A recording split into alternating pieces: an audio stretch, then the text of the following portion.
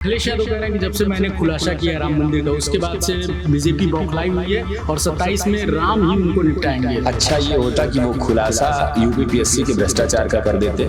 अच्छा होता कि वो खुलासा जितने उनके भ्रष्टाचार खनन में किए जाते थे उसका कर देते, और वही खुलासा उस समय कर देते जब उनके यहाँ इसी रामचरितमानस को, जिसको हम सर के ताज की तरह मानते हैं, उनके कैबिनेट मंत्री फाड़ने, जलाने और रौंदने की बात कर रहे थे। वही खुलासा उस समय कर लेते जब राजकुमार भाटी हमारी बहनों को गाली बक रहा था, उनको क्या क्या बोल रहा था, मेरे मुंह से वो शब्द निकलना पहाड़ है। तो उस समय भी अगर खुलासा कर देते तो इस खुलासे की आवश्यकता है नहीं। मोदी जी के 2047 के विकसित भारत और योगी जी के सुशासन को जन जन तक पहुंचाना है, काम हमें बताना और गिनाना नहीं है।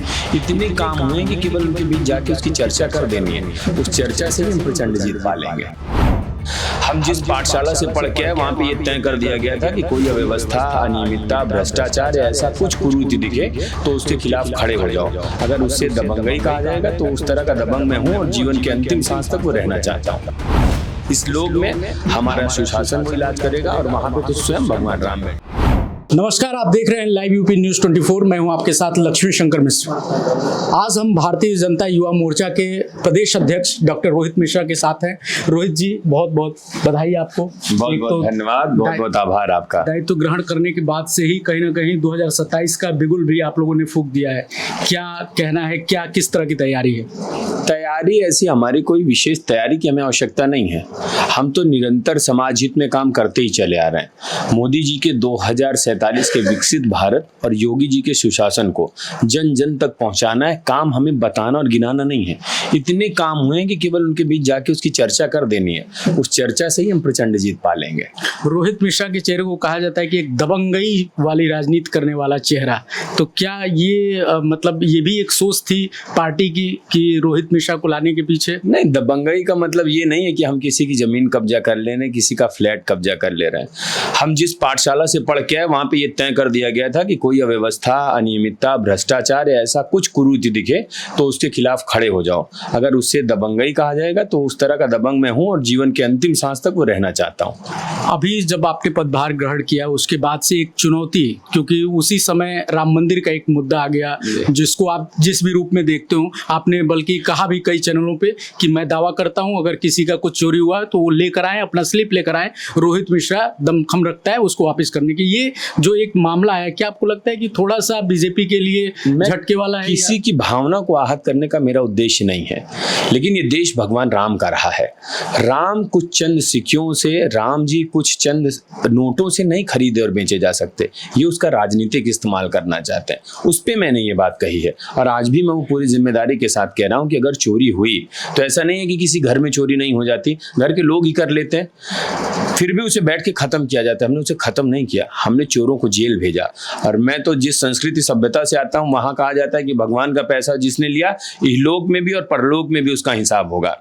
इस लोक में हमारा सुशासन वो इलाज करेगा और वहां पे तो स्वयं भगवान राम बैठे। अखिलेश यादव कह रहे हैं कि जब से मैंने खुलासा किया राम मंदिर का उसके बाद से बीजेपी बौखलाई हुई है और 27 में राम ही उनको निपटाएंगे। अच्छा ये होता कि वो खुलासा यूपीपीएससी के भ्रष्टाचार का कर देते। अच्छा होता कि वो खुलासा जितने उनके भ्रष्टाचार खनन में किए जाते थे उसका कर देते, और वही खुलासा उस समय कर देते जब उनके यहाँ इसी रामचरितमानस को, जिसको हम सर पे ताज की तरह मानते हैं, उनके कैबिनेट मंत्री फाड़ने, जलाने और रौंदने की बात कर रहे थे।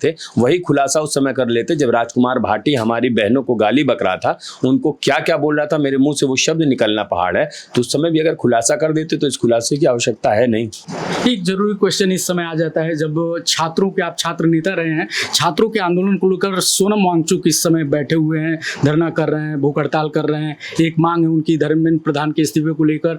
क्या आपको लगता है सिर्फ इस्तीफा होने से चीजें खत्म हो जाएंगी, या इस प्रदर्शन को, इस भूख हड़ताल को कैसे आप देखते हैं, क्योंकि पूरा विपक्ष भी वहां पहुंच रहा है? प्रदर्शन मैं कभी गलत नहीं मानता किसी भी प्रदर्शन को, लेकिन प्रदर्शन का सब तरीका होता है। आप केवल समस्या को लेके बैठे, हम तो विद्यार्थी परिषद से होके आए, वहां पे जितनी जितनी समस्या बताई उससे ज़्यादा उसके समाधान बताए।